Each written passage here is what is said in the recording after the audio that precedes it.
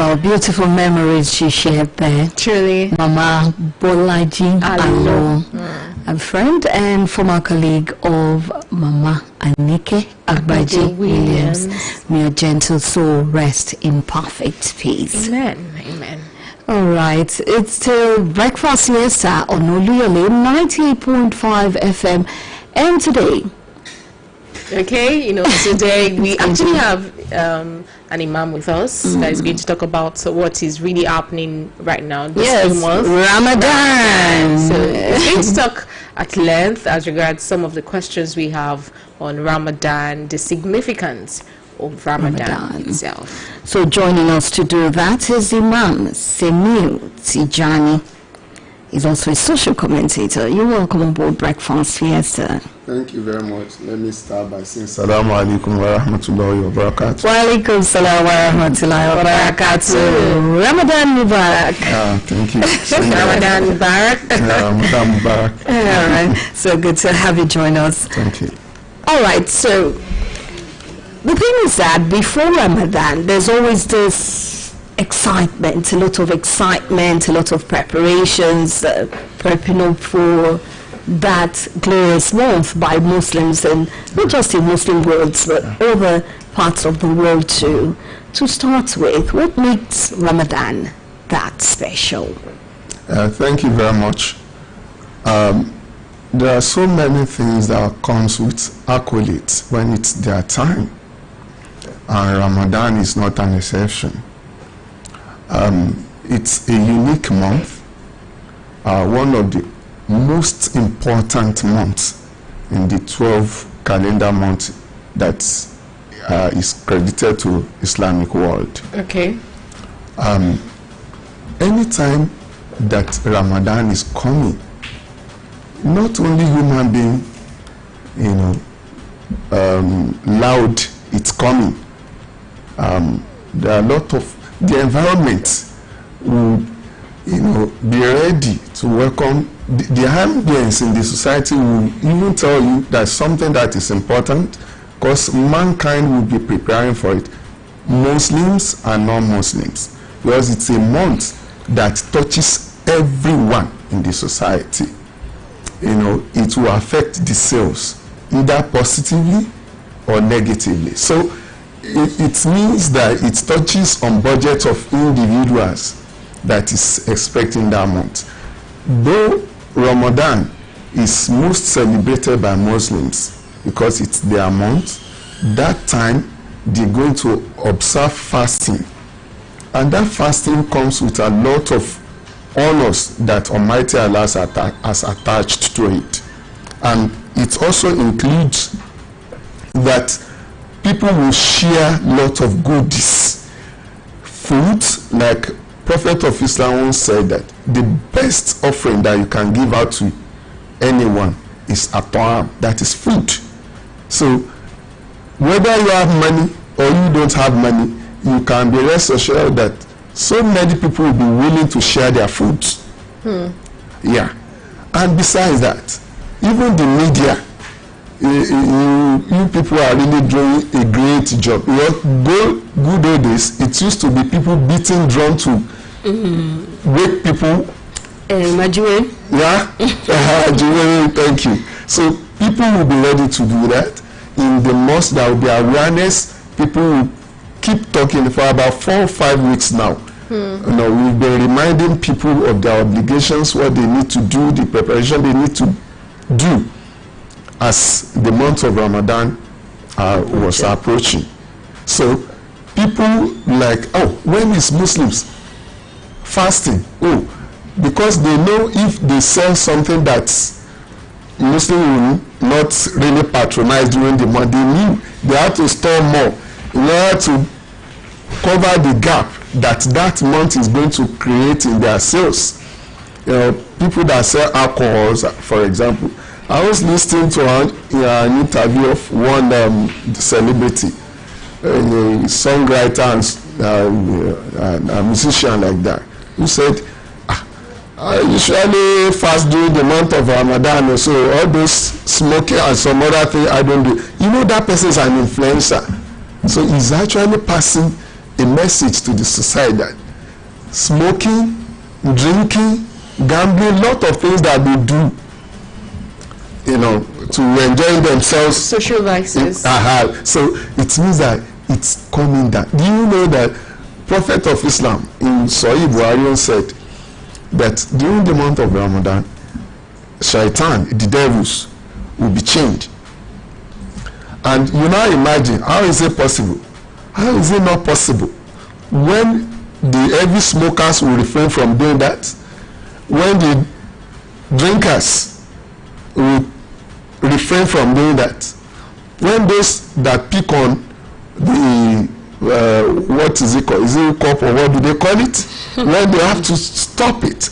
In fact, boyfriend, girlfriend, you know, those that usually have, you know, little money either to recharge card or something, somebody will think, what if I give this one? Is it not part of that fornication that I'm engaging in? So please, we're in the month of Ramadan, we have to put your heart to it. So that ambience in the society, like, people will be ready, the Muslims will prepare them, and while they have to ensure that do I miss any of the fasting in the previous one, so I needed to return it, ensure that I fast to cover up, to make up for the one I missed the other time. Then, well, the other thing, okay, the last time I was not able to complete a whole Quran, because the most rewarding thing during the month of Ramadan is reciting the Quran.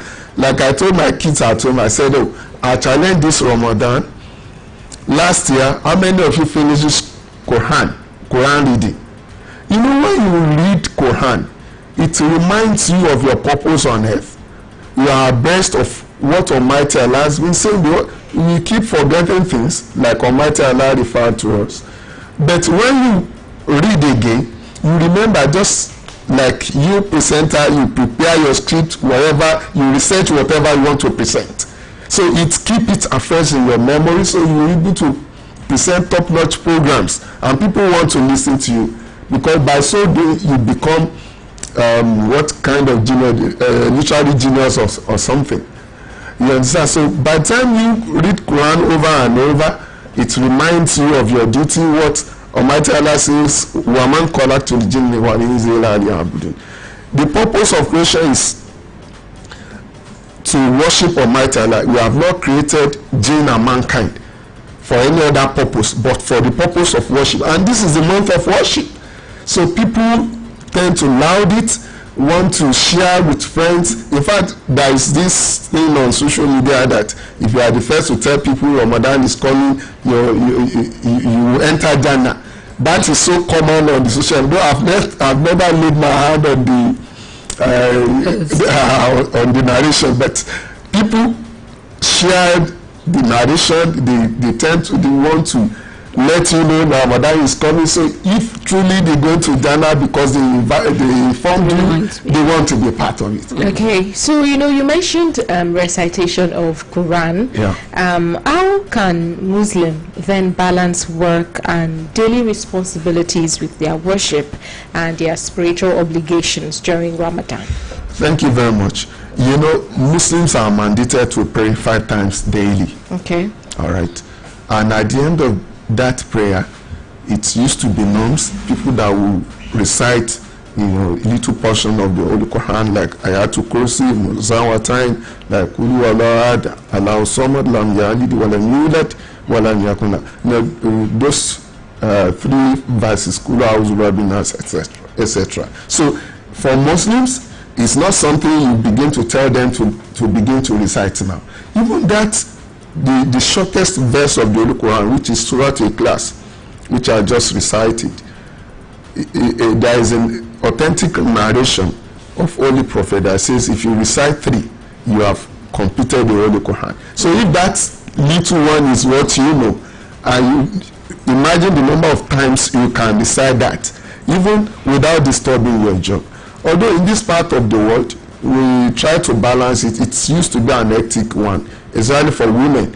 So honor, kudos to women during this time, because they have to overwork. Exactly. Waking up. Yes, preparing good food, engaging in the act of charity to make other people happy. You know, everyone want to see each other happy. You know, seeing their Lord with a pleasing eye. You understand? So, reading Quran, for me, for example, when I retire home, maybe after Maghrib prayer, before Isha, I usually try and recite Surah Al-Waqiah. You know, my own perspective, because Prophet of Islam once said, if you want to get rich, you can be reciting Surah Al-Waqiah. That is Quran 56. So I don't think any other person on earth want to stay poor. So so I used to do that every night. So it's embedded in my way of life.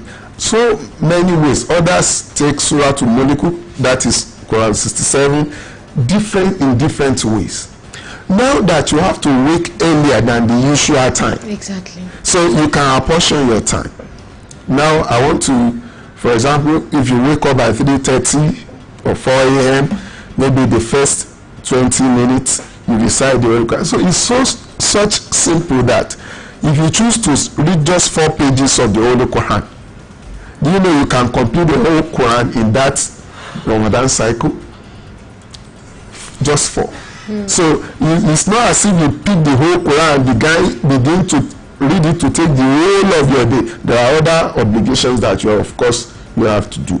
So even during your break time at work, okay, you can read a little portion, even if it's Ayatul Kursi, Allahu la ilaha illa huwa, etc. So you can pick it little by little. But there are monks that sit down completely. You know, they are in the job of teaching the knowledge. You know, they have the time to that. In fact, it's a must for them to read over and over, because that's the knowledge they're going to pass. So they have to read it over and over. So just a reminder to everyone in that faith that, you have to do more, because when you just call an alphabet in Arabic alphabet, the reward is multiplied. Some say 10, but Ramadan is ibadah to Syria, that is a hidden worship between you and your Lord. Somebody can eat food now and come out and pretend as if he's fasting, you know, but your Lord will know you are doing that. It doesn't look like someone that is fasting. Okay. It doesn't show on the face, but I'm sure you can't judge him that. All right, so Muslims know, and you just mentioned that fasting is obligatory, mandatory, but people will sometimes give reasons why they can't fast. Okay. Are there exemptions for some people not to fast? Yes, there are exemptions.